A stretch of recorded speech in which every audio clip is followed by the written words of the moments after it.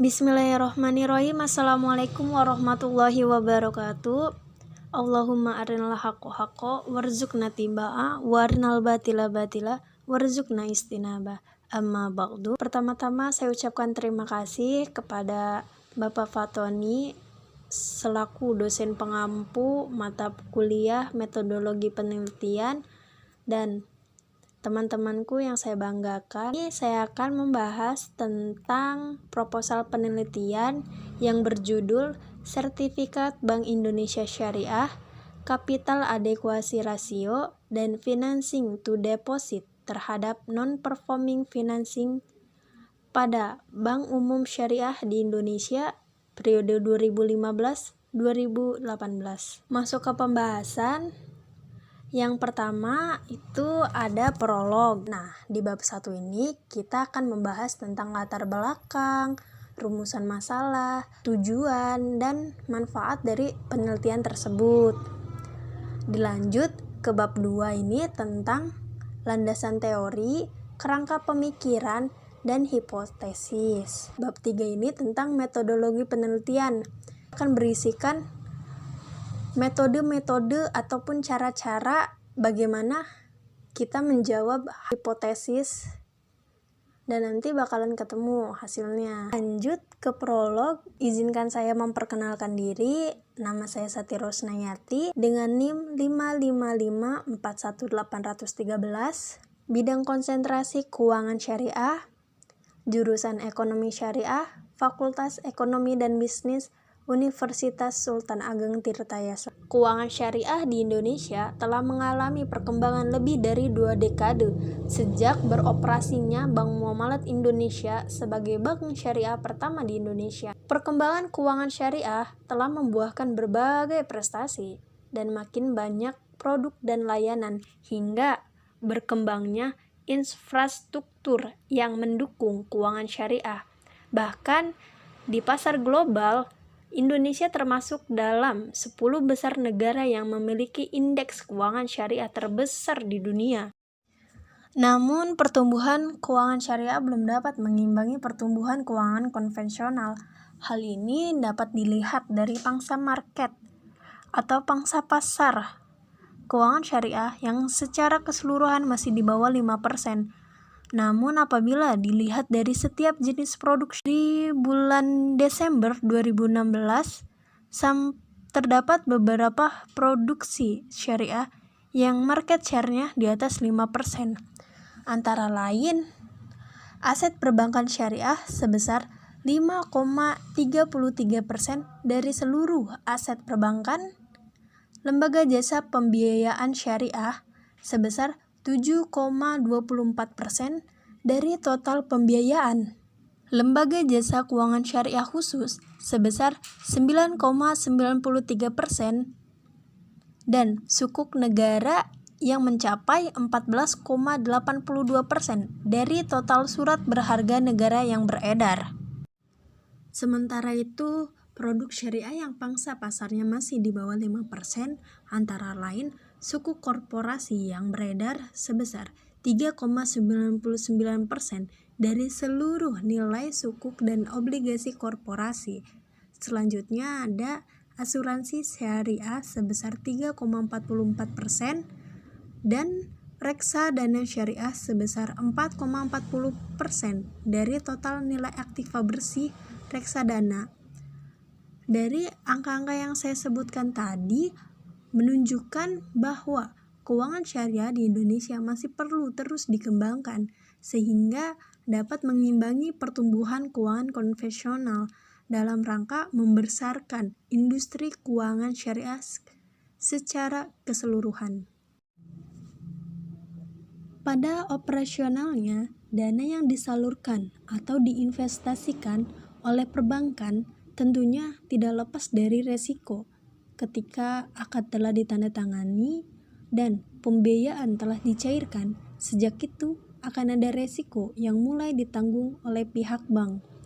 Salah satunya adalah resiko kredit atau pembiayaan.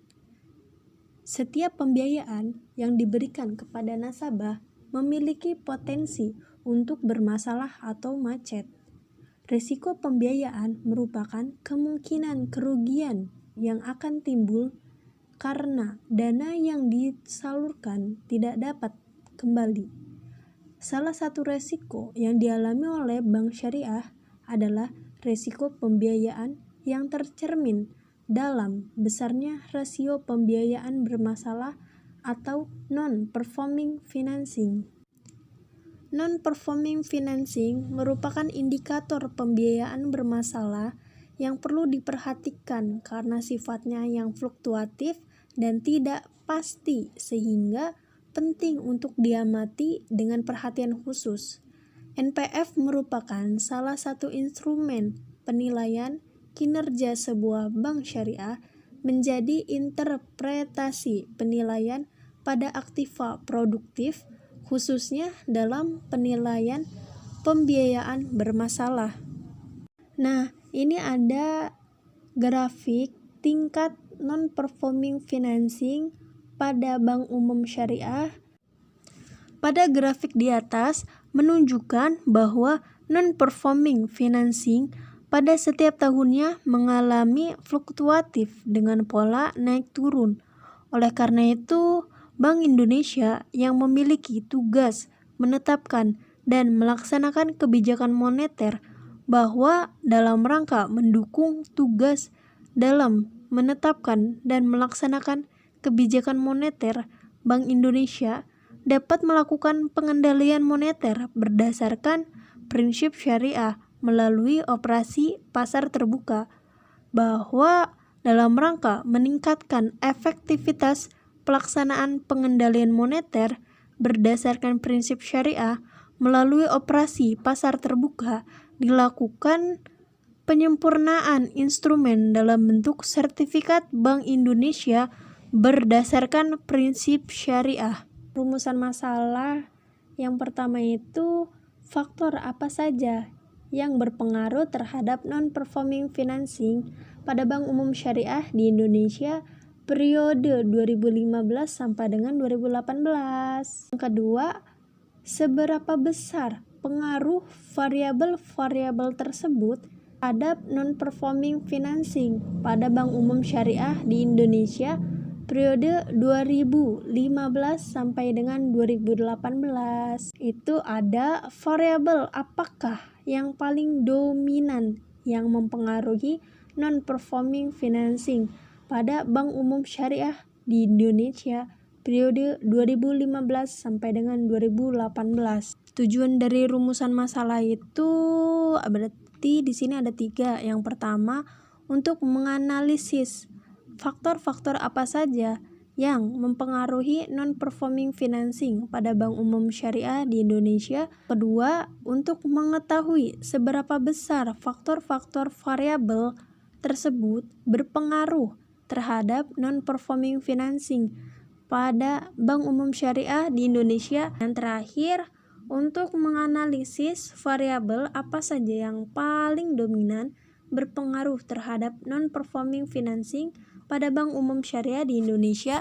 Di manfaat penelitian ini ada beberapa pihak harus bisa menganalisis dan mengatasi persoalan-persoalan yang menyangkut tentang permasalahan kredit macet.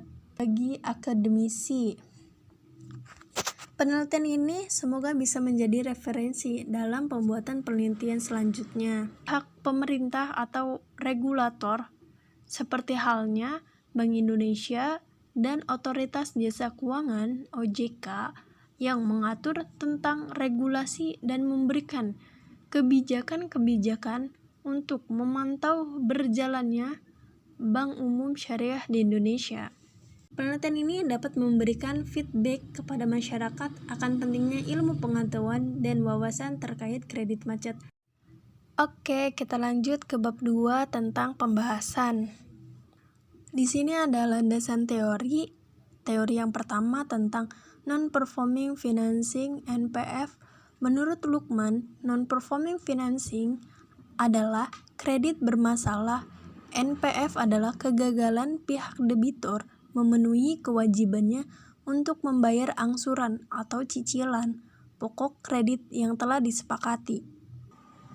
Teori yang kedua tentang financing to deposit ratio adalah rasio antara jumlah kredit yang diberikan dengan dana yang diterima. Teori yang ketiga, sertifikat Bank Indonesia Syariah adalah surat berharga dalam mata uang rupiah yang diterbitkan oleh Bank Indonesia berjangka waktu pendek berdasarkan prinsip syariah.